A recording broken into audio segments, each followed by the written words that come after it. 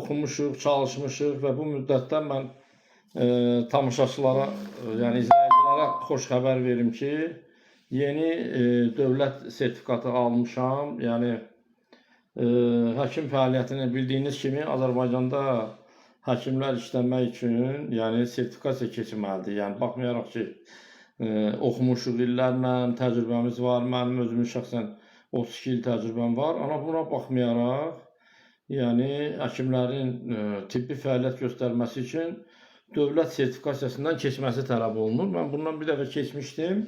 O sertifikasiya da vaxtındandır, 5 ildir.